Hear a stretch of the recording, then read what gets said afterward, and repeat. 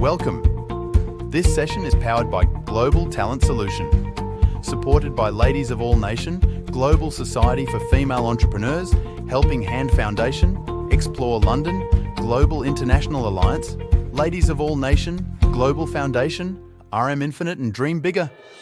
Today's host is Dr. Jaya Sajnani and the guest is Makoto, Mack, Okubo. Enjoy the session. Hello, everyone.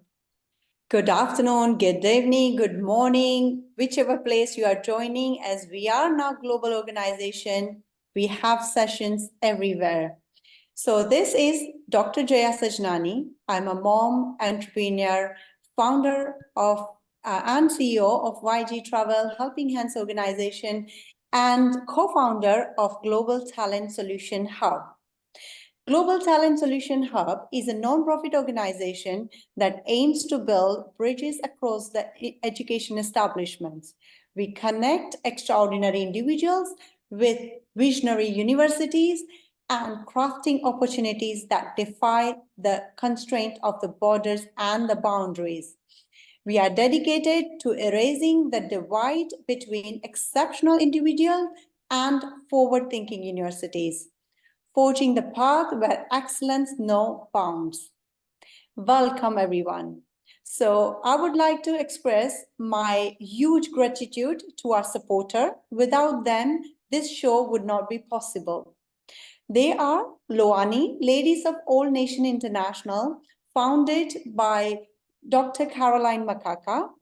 And this is a non-profit organization, as it implies the name, ladies. However, this organization is for all genders, regardless which race, gender, community you belong to. This helps everyone. The second supporter is GSFE, which is the Global Society for Female Entrepreneur USA. Another one is GIA, which is a Global International Alliances. They do doctorate degree, ambassador, chaplain, and other degrees in humanitarian programs. There is another one, which is a Dream Big Institute. As it says, Dr. Randy D. Ward is the founder of this institute, and Dream Bigger is the organization which helps you to publish your own book. Before we start today's session, the art of global negotiation, how to communicate beyond the language and culture. Isn't it that impressive? Yes. I would like to request all of you to mute until we start the Q&A at the end. Please kindly, everyone, drop a line in the chat box with your name, best contact details, and email ID, where you're logging in. The country name, place name, whichever you want to mention. We will be sending out the certificate of participation for this session for all of you, and it will be complimentary. Also, if you have any questions during this session, please remain muted and write your question in the chat box. At the end of the session, we will be reading out this question to our speaker, and he will be delighted to answer any further questions you have. Now, without further ado, let's start the moment we were waiting for. So today's session, welcome, Mack. Hi, this is Mack, Mack Okubo. So I'm the director for Music for SDGs project. That's a project to promote the United Nations Sustainable Development Goals through music. Also, for professional responsibility, I work as a general manager international affairs for Nippon Life Insurance Company, the largest life insurance company in Japan, and I do the government relations on the international level. I chair the working group to support the sustainable, resilient, and inclusive development of the APEC region, and I have other roles as well. And recently, I was appointed as the global advisor for Loani, the Ladies of All Nations International. So I'm very happy to be here and sharing my perspective on the negotiation and communication. Thank you. Thank you so much, Mack. That's a wonderful introduction, and I am so happy to have you. Just to let you know, everyone, Mack has been to Milan recently, right, with the Fashion Week. And so many countries. He's, as he implies, he always says he's an international worker. There is no one place you can find Mac other than the virtually. Thank you. So how's your day been, Mac? All okay? Yeah? Yes, yes. So just Good. I was in Paris just until several days ago. So I was on stage at the Paris Fashion Week, and tomorrow I'm going to fly to Japan, and then going to US and Germany, and coming back to London. So this is my daily life. Fantastic. Very, very, very important to have a rest. Please do take a rest in between. Now everyone is waiting for the amazing the outcome or learning you would like to share about negotiation skills. And I can see that you've been global traveler. I am sure you have a lot to give us, and I'm keen to see your presentation.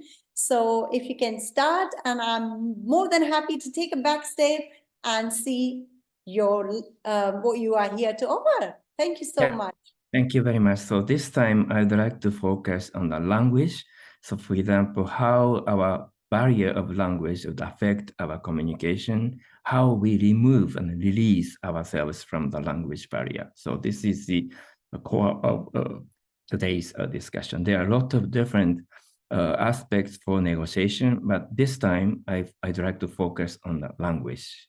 Thank you. Fantastic. I am so keen, and I'm sure we have a live viewers on Facebook and Instagram. Whoever is have any questions, please leave all the questions in the comment box, and we will be coming back to you. Yes. Thank you very much. So I would like to start my presentation. So the title is The Art of Global Negotiation, How to Communicate Beyond Language and Culture. So I'm an executive director for music for SDGs, also general manager international affairs for Nippon Life Insurance Company. Formerly, I was working at the BIS in Basel, Switzerland, an international organization as a global standard setter for financial sector, and working at the secretary of IAIS, International Association of Insurance Supervisors. And my role was to go around the world. I've been to 76 different jurisdictions and working with the regulators and industry people from over 200 jurisdictions around the world. I'd like to share my experience, and then I'd like to share some of the tips that I have learned through my experience. And then the content is that first, I'd like to spend some time to explain about music for SDGs, what is about this project. And then I go into the art of global negotiation, focusing on release from your language and also just-in-time system of communication. It's about the world order. And then my concluding remark is sharing the 8 principles to make your dream come true. So usually this is designed for the students when I give a lecture at the university, but maybe some of you might be a very young person who are trying to make your dream come true. So I'd like to share some principles, and I would like to add some implication for the negotiation and diplomacy on that. So then this is the Music for SDGs project, the project aiming to provide opportunities for the general public to deepen understanding of SDGs in a very enjoyable way. So recently we expanded the scope from the music to fashion shows, movies, and art, and integrating entertainment and education under the slogan of no one will be left behind. So I just corrected some of the photos that I have taken. For example, Broadway concert, also the Dubai Expo, OECD reception in Paris, UNEP 50th year anniversary in Stockholm, and the blind singer who sang the national anthem during the Tokyo Paralympic Games. Also, we had the kimono dress fashion show promoting the sustainable fashion. Also, I went to Cannes Film Festival to have an event to promote biodiversity and blue ocean. Also, I was on stage at the London Fashion Week and Milan Fashion Week and also Paris Fashion Week. And I'm planning to go to New York Fashion Week later this year. Also, we hosted the reception during the United Nations PRI in-person event in Tokyo at the Tokyo Tower. It was a music one. So maybe Jaya might be interested because she's a specialist of education. So I use music to educate people. So for the past 5 years, I was invited as a guest lecturer to talk about SDGs, but in the musical form. So I brought the singers, pianists, and violinists with me, and my entire lecture was in musical form. So when I talk about children's education, say like the music is about from the Ghibli movies. When I talk about innovation, the movies like Back to the Future movies. See, when I talk about the environment, Pocahontas. So those music is effectively helping me to reach the heart of the audience rather than just the head through the words. So this is kind of what we are doing. So later, maybe if you have any question, I'm happy to answer any question on our project. The next, it's a small word English with diversity. So as I've been to 76 countries, I'm exposed to many different English accents. So some people may think that being Americans, being British, being a native speakers would be an advantage for the international negotiation. Actually, yes, it is. But so sometimes the native speakers cannot understand spoken English with very heavy accents. So as non-native speakers, we are very used to strange English. So maybe we are more flexible of actually understanding the English with accents. It's the asset. Because when we are in the international meeting, so maybe if the native speakers don't understand the wrong English or English with accents, it's a problem because the international meeting is not the English contest. It doesn't matter whether your English is better or not. Our objective is to reflect our point of views in the conclusion. So this is why I just cherish the accents. So actually, I'm a kind of impersonator. So I'd like to reproduce international meeting by imitating different English accent. Actually, I do speak English with 26 different accents, but in the interest of time, I selected some of I pick up some of the countries. So starting from American English. So in the United States, American English is absolutely important because Americans are just everywhere. But in France, we speak English, a very beautiful French accents. Yeah, of course, in Germany, we speak English, a very clear German accent. But in Sweden, we think that we speak with Swiss German accent. In Italy, we speak with very romantic Italian English. But in UK, I suppose speak Queen's English. Hey, come on, man. I've been living in Queens for a long, long time. I have never heard of such a Queen's accent, man. Is that right in Australia? We say to die, but nobody might. Is that right in Canada? We say in is good. Only 3 letters are needed to spell a country. C-A-N-A-D-A. In Mexico, no, we say no, and it's a good no. My name Makoto sounds like Spanish. No, Makoto, Makotas, Makotas, Makotais, Makotamos. And Mr. Okubo, what part of Africa are you from? In Egypt, you must visit the pyramid, the origin of the civilization in the world. And in Singapore, we say la and rice gula. In Malaysia, it's better to speak Malay to communicate, and you can communicate, and no problem la. In the Philippines, we have a lot of babysitters at call centers. At the Philippines, English can be very global. In Thailand, we speak English with very sweet Thai accent. Although Thai food can be very spicy, be careful. In Korea, we speak with a very beautiful Korean accent to welcome you to Seoul. In Japan, we speak with no intonation. In China, a lot of people the Chinese accent. You wanna pay by credit card? We don't take credit card. You can do WeChat payment. But in India, we are the native speakers. If you count the number of people who speak English, Indian is the most English is planet. Thank you very much. So, and then of course, I didn't finish my presentation, but important thing is that those diversity is a beautiful part of the international negotiation. I think international standard is something like English with accents. We can have harmonization, but it should be flexible enough to capture the culture. So this is what I'm doing this. So I just imitate those accents to deliver the message that international standards should be somewhat like English with allowing the accents from all over the world. And then not only the accents, but also the words or maybe the language is very reflected by the value of cultures. For example, the keywords for successful business. There was a survey among the different survey, like for example, maybe one of the survey was what are the keywords for successful business? That was done in Japan, and they selected top 10 vocabularies to represent the key success factors for Japanese business. And the Japanese people just, it's a common sense. But American journalists who was trying to report that had a problem because 6 out of 10 words, there were no English words corresponding to the notion. So English words do not exist for the most important keywords in the Japanese business. So we should know that our language has a limitation.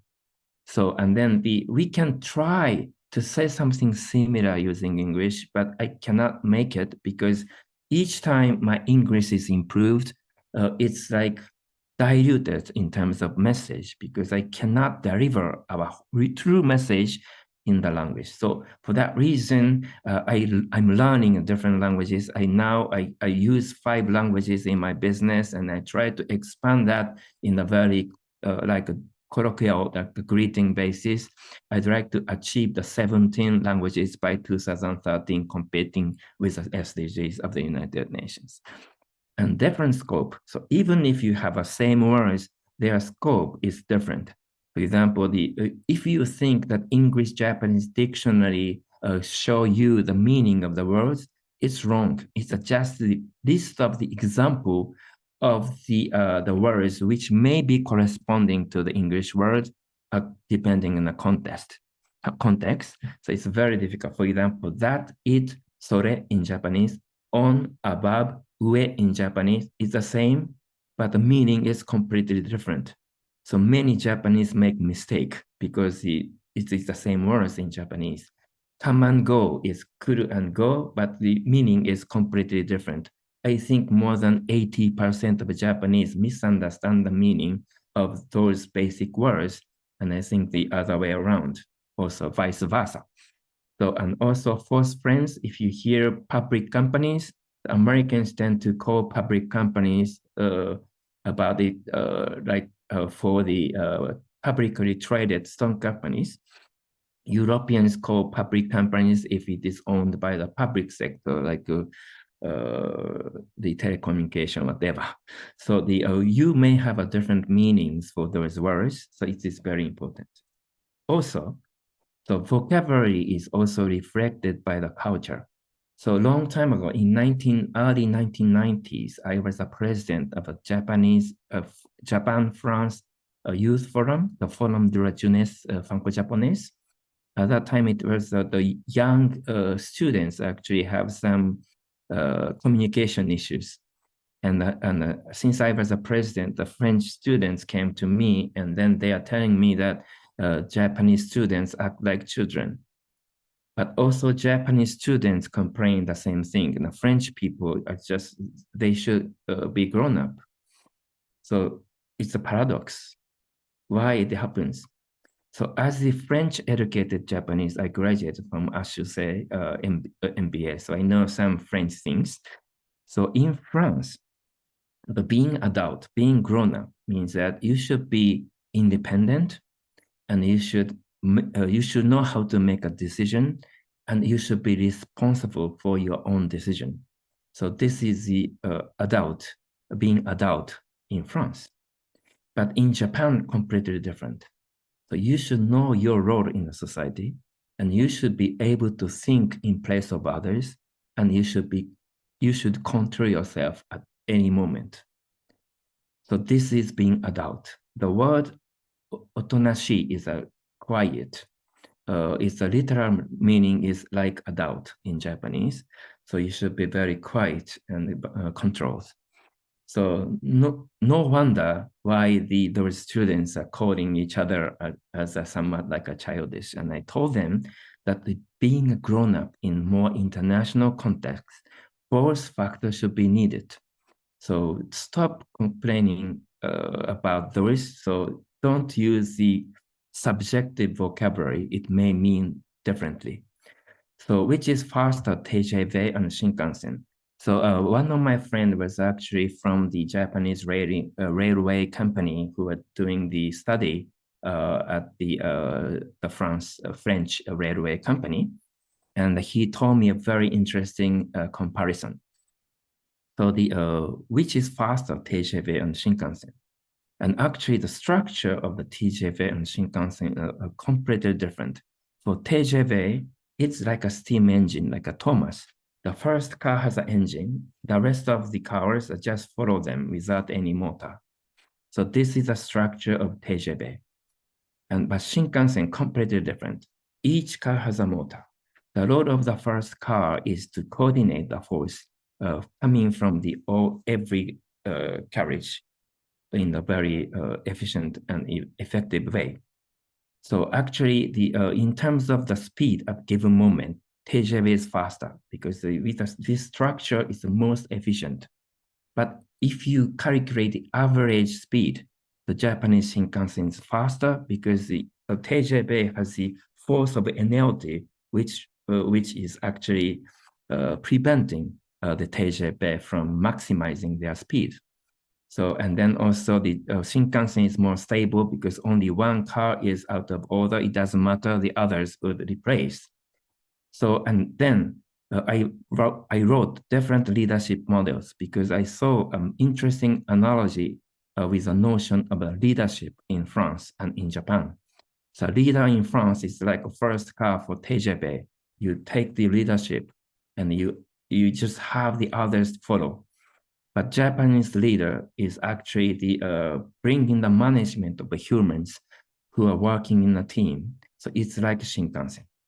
So and I'm selecting between the two. For example, like when we need immediate action, we need the speed of TGV. So then I would take the leadership like France. But if you have this situation, like maybe slight improvement would make sense, like customer service or maybe insurance sales, or maybe the Japanese approach is better. So I would take the Shinkansen approach. It doesn't matter if I'm a Japanese or French, but depending on the needs, I can choose the different approaches as a global cosmopolitan. The meaning of words as well as the choice of terms may be different to different people. This is very important. So instead of just having the subjective words, we need concrete examples. We try to go into the substance. This is something that I'm always recommending. And then also interesting experiments done by the US university and also Hong Kong University. There was the experiment by the Tufts University in the US and also Hong Kong University. What part of your brain are you using to read? So the Hong Kong University was doing the research about children who are not able to read, and also the problem of the part of the brains, and they did the research about the relationship. And also for the US university, they just measure the temperature of the brain portion to which part is active when they are reading, and then they come up with the same conclusion. For English, fish, tree, forest, when they read those words, they're using the part that they use to solve mathematical questions. How about Chinese? They're using a different part. It also means fish, tree, and forest, but they are using the part that you acknowledge and appreciate the paintings. So it's amazing that they are using different part, but it's normal because the fish, tree, forest is a combination of the alphabet, which doesn't make any meaning, but the composition and the order of those characters would mean something. So you should calculate in your brain. But if you look at the letter fish, it looks like fish. The letter tree, it's like tree. It looks like tree. Forest, there are many trees.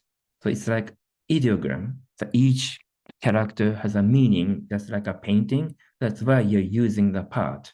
How about Japanese? Japanese, this is 森で木を切り、魚釣りをしました。The Japanese sentence has a combination of a Chinese characters which are ideogram and also hiragana, katakana is alphabet, phonetic. So Japanese people have to use both parts in a balanced way. Always we use both parts when we read documents. My question, how may this affect the way you think? So if you read the documents in English, it may be you're just thinking about which is correct, which is logical or not, but maybe too much bias on the logical thinking. But the Chinese, maybe you have an intuition, and then we can see that which is good, what is bad. So this is a totally different approach. Maybe Japanese is somewhat like a middle. For example, we maybe just somewhere in the middle. So this is probably affect on some ways. So I think so even if you don't come to Japan or China, so maybe English-speaking people might find it interesting to learn those languages simply to cultivate or stimulate the different part of the brain in your language experience. That may probably give you a new idea and new creativities. So this is something that I recommend. Also, I'd like to go to again, just a moment, please. Okay. So next, I'd like to focus on the word order. So word orders and linguistic operations. So I learned a lot of different languages, and I want to compare some of the grammar, especially focusing on the word order. So this is English. I want to go to America. Je veux aller en France, but it means I won't go to France. The word is different, but the word order is quite similar to English. Yo quiero ir a España. So won't go to Spain. So again, the word order is somewhat similar to English and French. Ich möchte nach Deutschland fliegen. So a little bit like a different word order. And also the German people care if you fly or if you fly, fliegen, if you go by car, fahren, if you walk, gehen, but the word order is somewhat a little bit different. And then Chinese, 我要去中国, I won't go China. So the characters are different, but the word order is a bit similar to English. So as a Japanese, I learned the classic Chinese, and there's the practice to have a composition in ancient Chinese. And my teacher told me that first I have to translate from Japanese to English and then put the English Chinese characters. This is how we have a composition in Chinese. So for us, Chinese is almost English because Japanese is completely different. 私は日本に行きたい. I Japan to go want. Completely different. And in Korea, it's a similar. 저는 한국에 가고 싶어요. It's also the similar, I Korea to go want. Identical. So these differences in word order actually find it difficult for Japanese or Koreans to study English because the word order is completely different. For example, if I say I cannot play tennis this afternoon, the Japanese order I this afternoon tennis play cannot. So even the Americans would find it difficult to understand. So those word order is the most difficult part for us to learn English. Let's go deeper. So if you compare with a computer language, the English order is like a C+ basic because it's created by humans. D equal A multiplied by B plus C. But Japanese order is actually very similar to inverse Polish notation. It is for computers. D に A と B をかけて C を足して代入します。So in other words, the Japanese speak at the same with the same sequence like computers. So this is the situation. In other words, the Westerners run after thinking. So because the second one is your conclusion. So you have to finish all your reasoning and then you just speak out. This is how you communicate in English. Japanese, no. So we walk and think at the same time. For example, I cannot play tennis this afternoon, so you have to finish it. In Japanese, I this afternoon tennis play. Until this moment, I thought that I was able to do, but I just recall that I have a homework, so I can finish this sentence, but I cannot. So it's the ideal language for horse racing running commentation because I can choose win and lose at the very end of the sentence. This is the differences. So difference between English and Japanese is not just a difference of the vocabulary. It's the fundamental intellectual operations are different. You have to change the way that you communicate completely. This is why it is difficult. This is why it is valuable if you are able to speak those languages, because you have a two choice in terms of processing the information. Let's go deeper. So this way is not only the sentence, entire communication process, negotiation, presentation, sales activities, it's all. The English-speaking people think individually and just express them. Japanese think and speak at the same time. Negotiation, also, we negotiate and conclusion would be at the end. Presentation as well.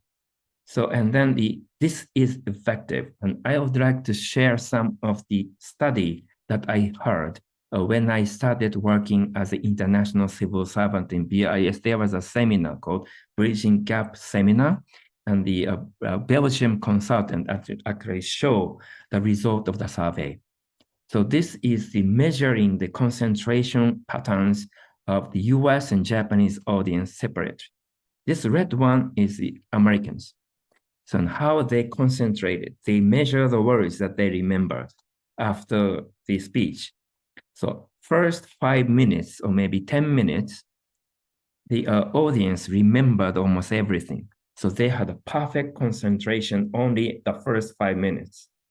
And then they are losing their concentration gradually.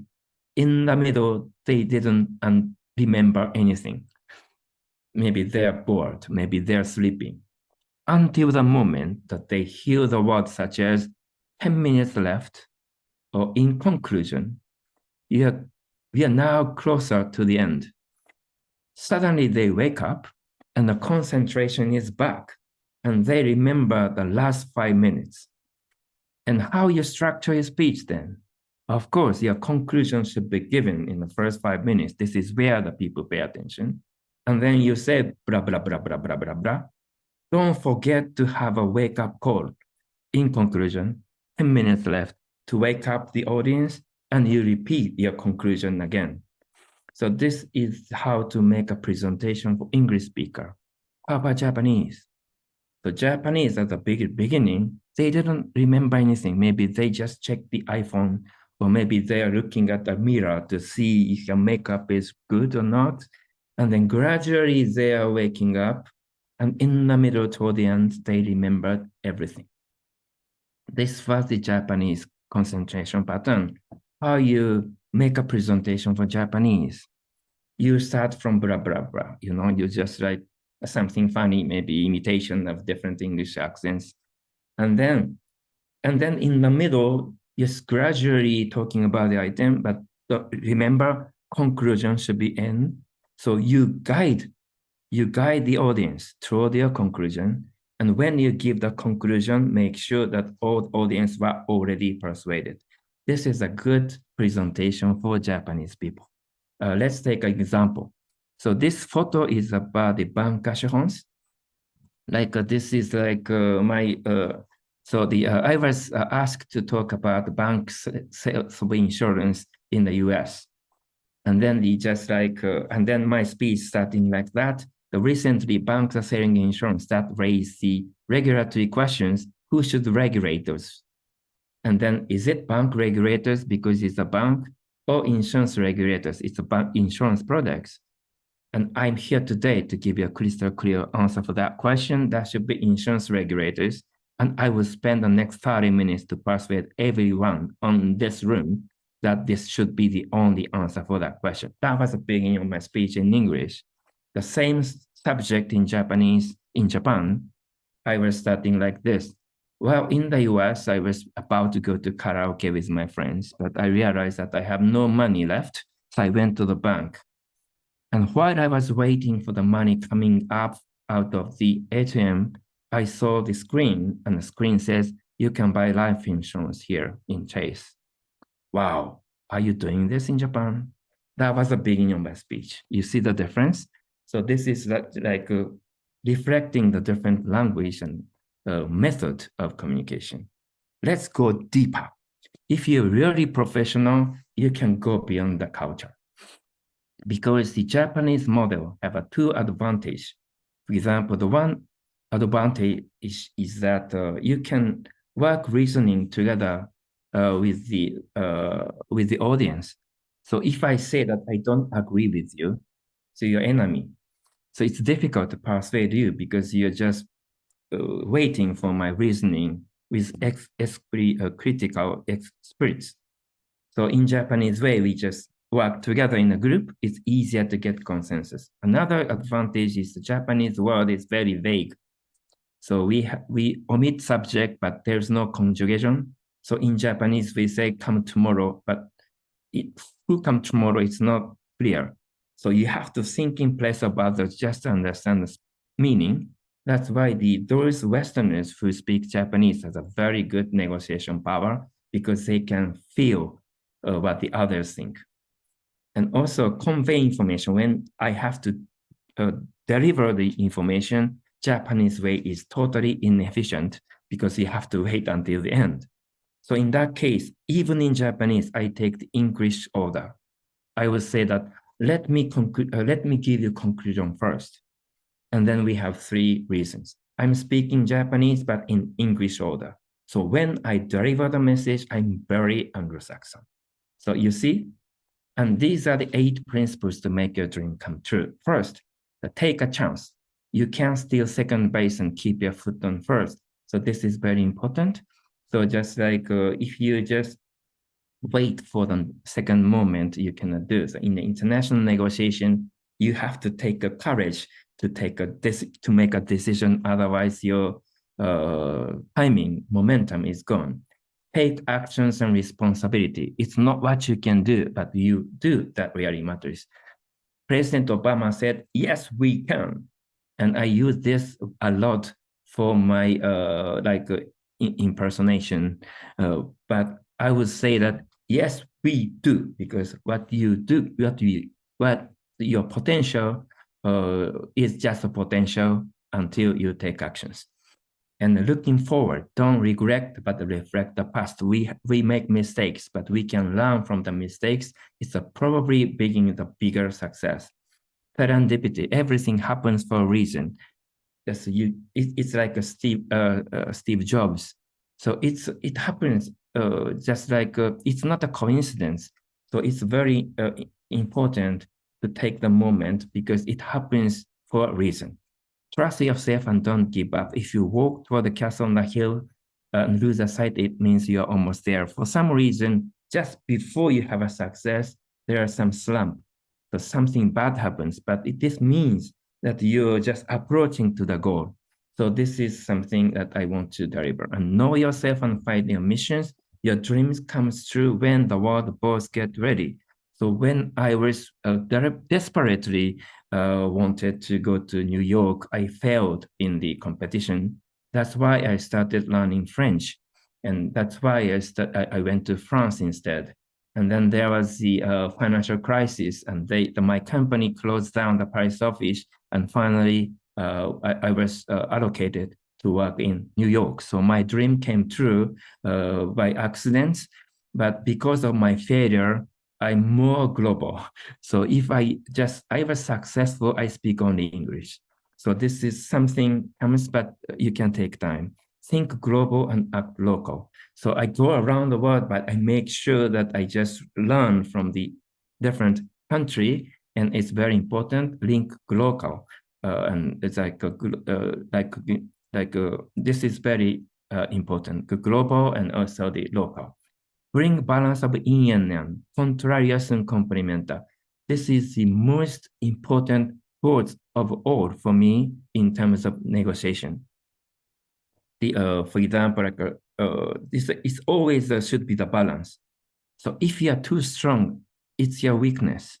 So we have to have a very good balance. So because the one strength might be a weakness from the other side. So we should be a very good balance.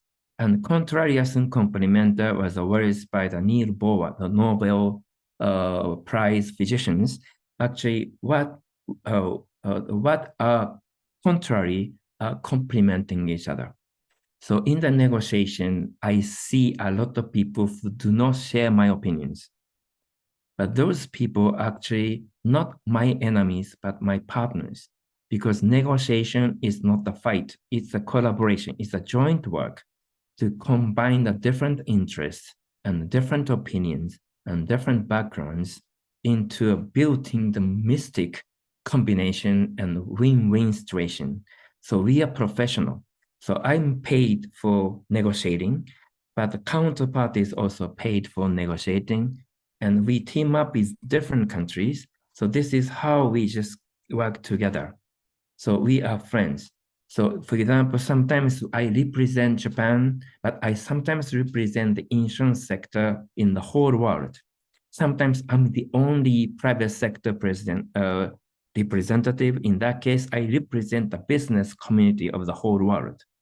In that sense, I have to be very balanced. So I cannot say my personal opinion because my opinion should reflect all the different point of view from the sector.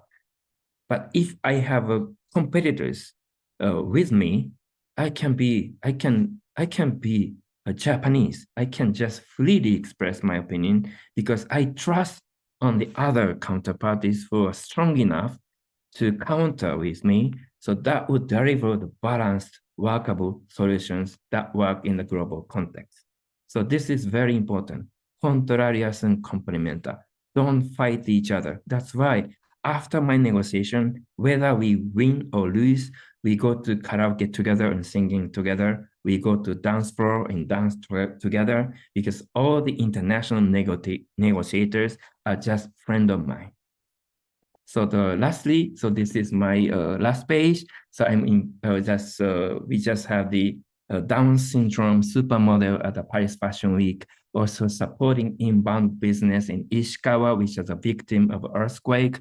We supported artists with disability. We supported constructing the elementary school in a very poor region in Cambodia. So we combine the social contribution activity with music. And in 20th of April, we have the online music festival. So you are more than welcome to watch us. So this is our activities, and you can contact with me, either Mack Globe or Music for SDGs, about the business or investment, insurance, Mack Globe, and then about music, fashion show, movies, Music for SDGs. That concludes my lecture. Thank you very much. Merci beaucoup.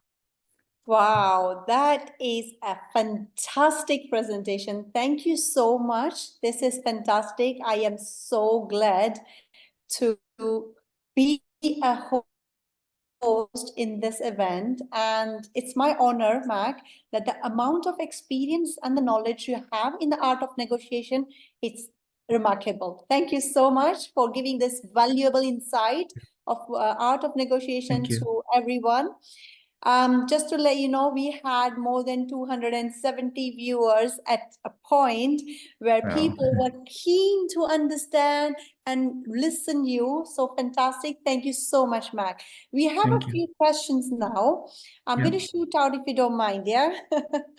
So you, Mack, you have explained us that how the language can be the barrier or the limitation when it comes to the negotiation. So our question is, in your opinion, what are the key communication strategies one should employ when engaging the global negotiation? So yeah, this is a question is asked by someone. So if you can please answer that. Thank you. Thank you very much. So I maybe look like a very intuitive person. I just go there and then just doing some comedies. So usually I bring the comedies to the very serious international meetings. For example, I try to include my concept in the in the jokes. For example, I use analogies, very simple analogies, or maybe jokes. So, for example, when I was invited as the presenter on the risk management of insurance companies, I listed all the risk management things, and then I included jokes for each risk. So it's like a risk-based jokes. So I deliver my message in jokes. So if you just speaking the concept from the top to the bottom, like for example, there's a Japanese English mounting. I don't know if it is correct English or not, but Japanese say mounting. It means that like from the top of the mountain, you look down upon the people, and you just deliver your message to the people from the top to the bottom. So even if you're telling you something correct, you cannot reach the heart of the people because you're kind of arrogant. So and then education works only under the two alternative prerequisite. Either you are admired by the respect or liked by the affection or friendship. So usually I take the second one because I'm more comfortable. So that's why I include jokes. For example, I just so this works quite well because if you say the same thing in a serious way, like you don't know, you don't understand this, and you should be this and that, and you should follow this, it doesn't work. So it's just like they laugh. If the laughter is big, I don't think no one has the courage to counter my opinion. So if my sense of humor is developed, I'm more influential. So this is one of the matters. That's and also fantastic. important Yeah. thing is that you should study in advance. So it's I can be very funny on the spot, but it just go to it's not just entertainment. It's an intellectual process. So I studied a lot. So one of the very pure example. So I had to do is I had a very serious mission. It's a maybe long time ago, and probably I can share that. So there's one proposals which were already agreed by United States and the European Union. EU and US have already agreed. And Japanese representative from the government was absent because of the conflicting meetings. No representation from Japan. And I'm sure that Japanese government cannot agree more with me, but I'm the only person. But I was launched because the Japanese people use that term. For example, it was just the next day that I came back from Australia from the other mission, and I just delivered my outcome. But they said that, oh, I'm sorry, but you have to fly to Washington, D.C. tomorrow. How come I came back from Australia yesterday? But there was one problematic things proposed by the international organization. US and EU already agreed. So, and I said that, wow, I don't think you can do anything because the US and EU is very powerful two poles. But that's why you have to fly. And then I have to go to Washington, D.C. But I was the only one. And they are reporting to the business community in Japan, no problem, we launched Mack rocket. So we solved the problem. This is the expectation from my country. And then when I went there, so it's a very difficult part, and I use a technique. The first, there are three issues. The one issue is that Europe and US are almost like equal. And they are debating each other.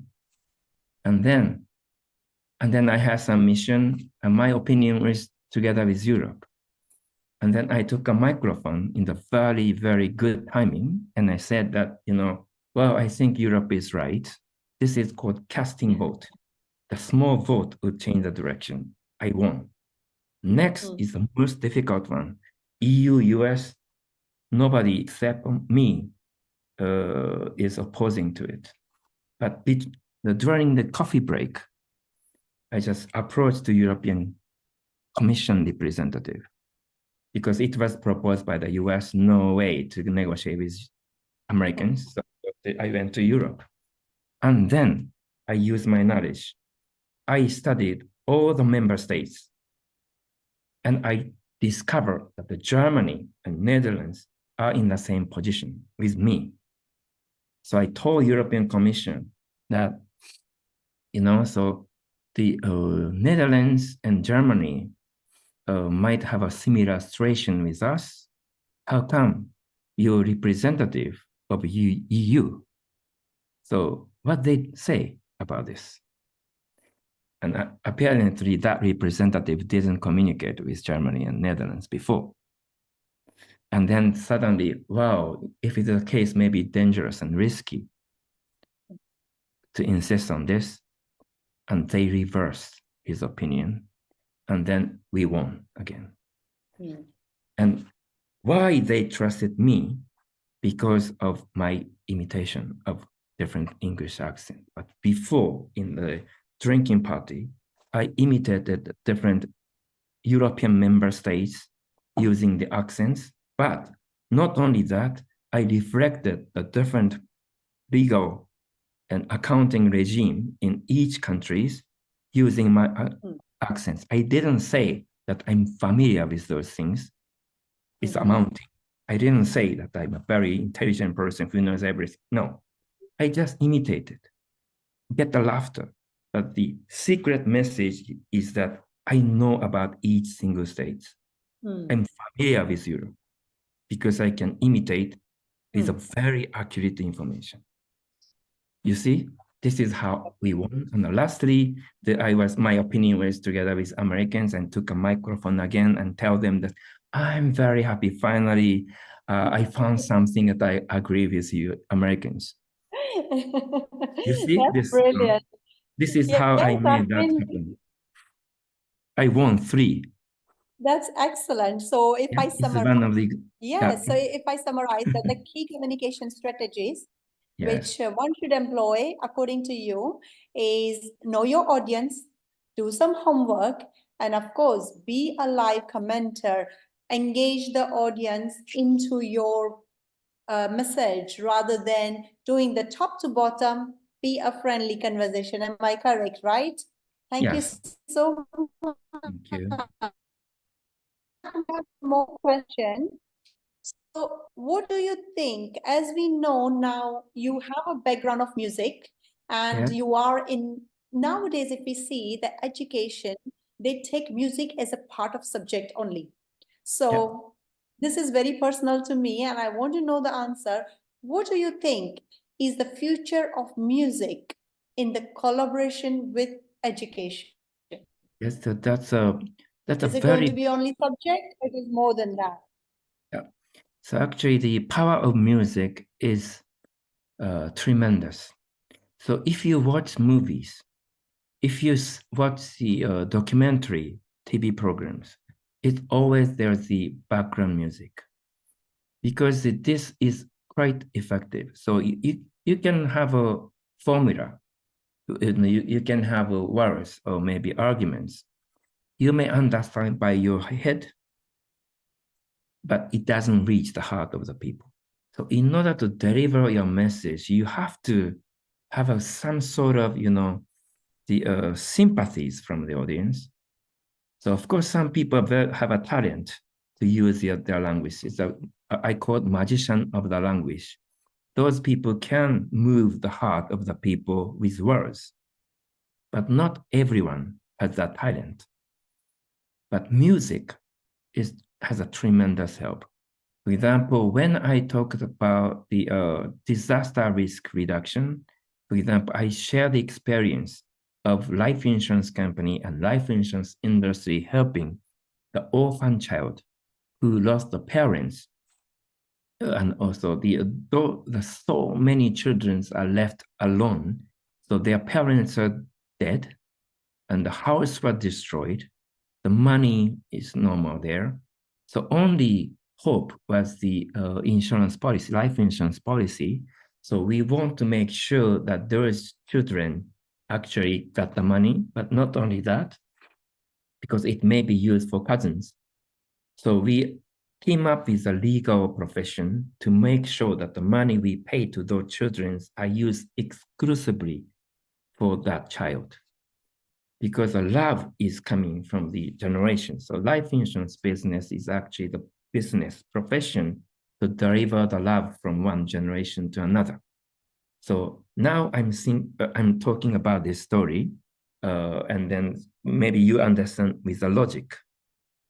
But when it happened in the universities or the other people, so it's always a background music. It's usually I take the music from the Ghibli movies, like a Spirited Away. So it's some students are crying with tears, not because of my speech, but because of the music. So so with the music, my message and words go directly to the heart of the audience. So it's not coincidence. Before my lecture, I have a meeting, strategic meeting with the musicians, and we would choose which music piece is the most effective to deliver my message. For example, my way is that if they remember what song was that, they remember the essence of my speech. So, and then there is the experiments that if you have some entertainment factor, you remember more compared with a very quiet, serious lecture. So, and it's scientific. So I think the maybe in the future, the entertainment brought to all university lectures. So I'm invited by 3 universities right now in Japan with musicians. And now we are considering to go around the world if there are any universities who are interested in inviting us. We have musicians and we can deliver the lecture on SDGs in a musical form. It works a lot. And in the future, I want the word education should be completely replaced by edutainment, especially for English study in Japan. It's failed because Japanese don't speak English. Japanese English is very weird. But I realized that those who have a huge broken English can sing perfectly English songs. How come? So their singing English is like a native speakers. So I remember that just one Japanese singer was singing Stand By Me. But after that, she said that これが Stand By Me でした。Why Japanese English? You sang perfectly. So it's like using music actually to educate foreign languages would be perfect because you can capture the rhythm, which is the core of the language education.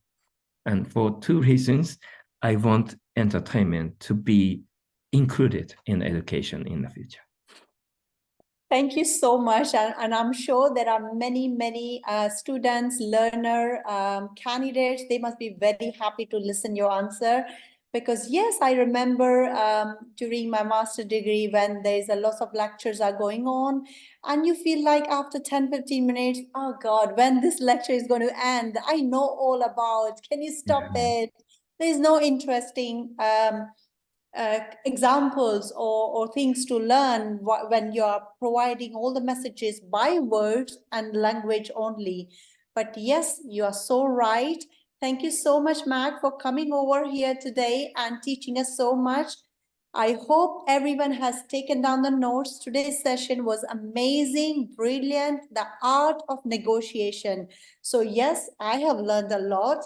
I have learned that how language has the limitation and barriers, especially today's world when we are negotiating all over the world, dealing with so many companies, businesses globally, or even studying different universities. At that time, we need to understand the language has the barrier. So if you are a non-speaking English person, don't be shy. Actually, you have a hands over everyone because you not speaking English can understand different accent of the English, different communities. and that's brilliantly. You have advantage over it. There are other barriers when you are doing the negotiation. We have learned today that the meaning of the words could be different in the different languages. So be careful when we are doing the deal or the negotiation, use the appropriate word. And the order of the word, yes, we have learned that how the order of the words, the sentence creation could be so different in different languages. And this is what we need to learn. But more than that, the key taking for me today is, if you want to be successful in negotiation globally, know your audience.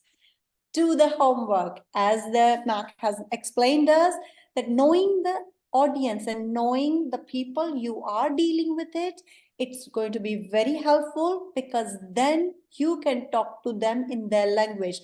When I say talk to them in their language, does not mean the English or Japanese or Chinese, but their personality, their attitude, and what the main intention behind this deal. Because we all are human, as we all know, nobody wants to lose. So the deal should be win-win, and more win-win situation we have to create it so that we can win the negotiation. Yes, so this is my taking for today. Thank you so much, Mac. Don't Thank you very forget. much. You got a Yes. good talent of summarizing things. It's much better than ChatGPT. Oh, thank you. you so much. I have learned a lot. So audience, don't forget to attend our next session, which is the next Wednesday, 13th of March, 2024 at same time, 4 p.m. UK GMT time. Dr. P.R. Ratna Maharajan, he is from Nepal. He is going to come and speak to us about our next session is the diplomacy in the digital age. Yes, as we are dealing with the governmental, as we are dealing with the globally world, we need to learn how we can tackle or communicate or deal with any kind of issues on the digital age, where everything is in tip of your technology, and how to build a meaningful, strong connections. Yes, on the Facebook, we might have a 5,000 to 7,000 followers, or they are the people who are in our friend list, but are they the strong connections? That's the questions we need to ask to the P.R. Ratna Maharajan. Dr. P.R. Ratna will be here next week on 13th March, same time. Don't forget to register. And all the participants, please say hello to us on the Facebook, put the comment. We would love to see from where you are signing in. Thank you so much, everyone. Thank you for attending.